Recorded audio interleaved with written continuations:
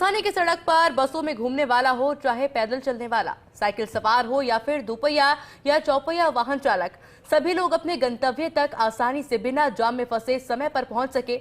इस उद्देश्य से जेडीए की ओर से कॉम्प्रिहेंसिव मोबिलिटी प्लान का प्रारूप तैयार किया गया है और इस प्लान में किस काम पर कितना खर्च आएगा, जानने के लिए देखिए फर्स्ट इंडिया न्यूज की एक्सक्लूसिव रिपोर्ट की ये दूसरी कड़ी।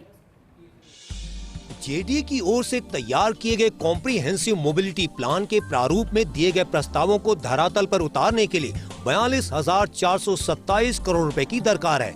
इस प्लान में शहर की सड़कों पर यातायात दबाव कम करने के लिहाज से दिए गए प्रस्तावों को 3 चरणों में लागू करना प्रस्तावित किया गया है। इस प्लान के प्रारूप में सार्वजनिक परिवहन तंत्र को मजबूत करने के लिए क्या प्रस्ताव दिए गए हैं, इस पर नजर डालें तो शहर के कॉम्प्रिहेंसिव मोबिलिटी प्लान को लेकर बड़ी खबर है। प्लान को धरातल पर उतारने के लिए 42,000 करोड़ रुपए की आवश्यकता है। वर्ष 2055 तक की आवश्यकताओं के अनुसार यह प्लान तैयार किया गया है। प्लान में दिए गए प्रस्तावों को 3 अलग अलग चरणों में लागू किया जाएगा। वर्ष 2025 से 2031 के पहले चरण में 17,710 करोड़ रुपए खर्च करने का प्रस्ताव है। वर्ष 2031 से 2041 के दूसरे चरण में 15,572 करोड़ रुपए खर्च करने का प्रस्ताव है। वर्ष 2041 से 2055 के तीसरे चरण में 9,145 करोड़ रुपए खर्च करने का प्रस्ताव है।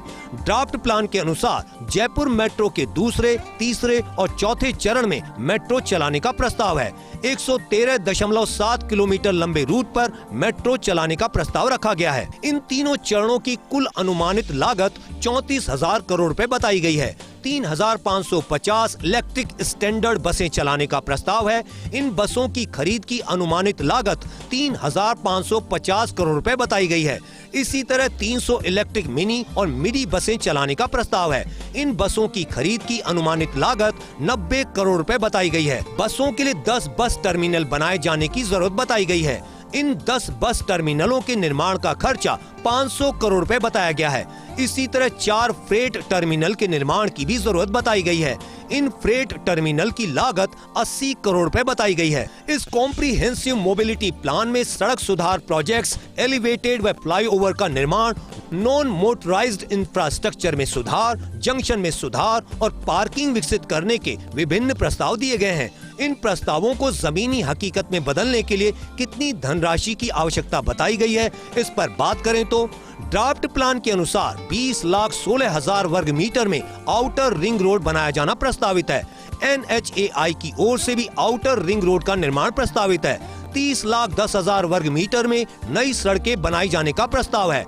नई सड़कों के विकास पर 87.7 करोड़ रुपए खर्च होने का अनुमान है। रेलवे अंडर ब्रिज और रेलवे ओवर ब्रिज के निर्माण पर 500 करोड़ रुपए खर्च होने का अनुमान है। विभिन्न एलिवेटेड रोड, फ्लाईओवर और अंडरपास का निर्माण प्रस्तावित किया गया है।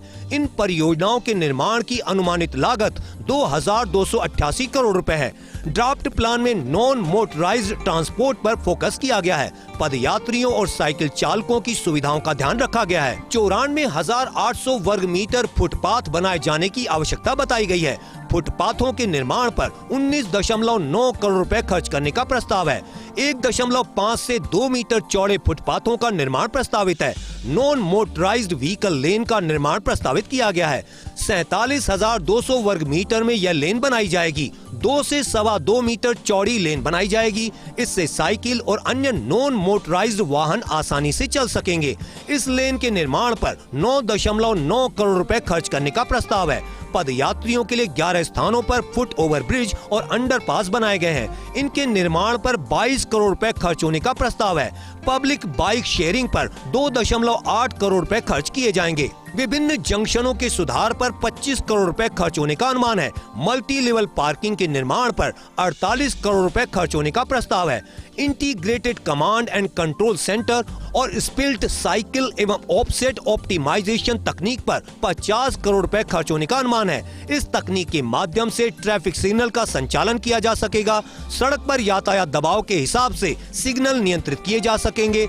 ऑटोमेटेड तरीके से सिग्नल की टाइमिंग तय की जा सकेगी। कॉम्प्रिहेंसिव मोबिलिटी प्लान में 3 अलग अलग चरणों में कार्य प्रस्तावित किए गए हैं। हर चरण में बताए गए कार्य समय पर पूरे हों, इसके लिए जरूरी है कि एक समयबद्ध कार्य योजना बनाई जाए। विभिन्न स्टेक होल्डर्स के सुझावों के आधार पर इस प्लान को इस दिसंबर तक फाइनल कर दिया जाएगा। कैमरा पर्सन तीरथ के साथ Abhishek Srivastava, first India news, Jaipur.